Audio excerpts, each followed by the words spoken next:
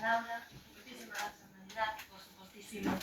E nada, eu como umbral, veño falar do meu libro, evidentemente.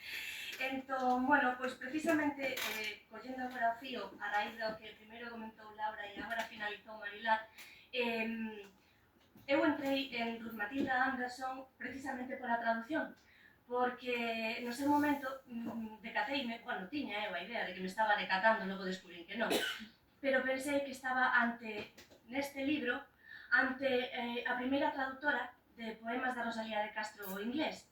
Claro, eu iba de subidón, iba de super subidón, porque claro, mi má, unha cousa así non se descobre todos os días.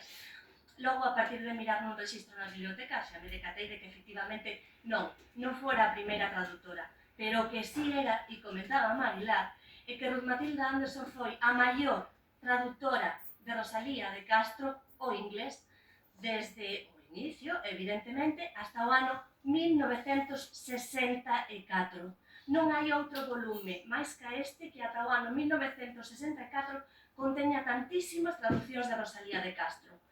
E con esta proeza, con este fito en mente, porque iso non está registrado en ningún arquivo, en ningunha referencia, en ningunha escolma, en ningures. E este feito, precisamente este feito, foi o que a min me chamou a atención, porque non aparecía, non figuraba. E entón, a partir de aí, como tiña moito tempo libre, porque só tiña 2 fillos, un traballo, unha familia e demais, dixen, a que me puedo dedicar yo, non?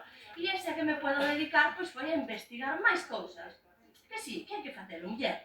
E entón dediqueime a ver que pasaba aquí, porque iso non estivera registrado, porque iso estaba fora do noso imaginario, do noso coñecemento.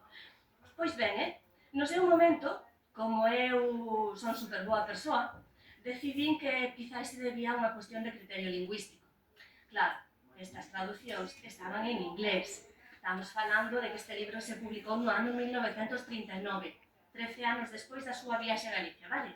13 anos traballou neste libro, ou 13 anos dubidou se publicar este libro.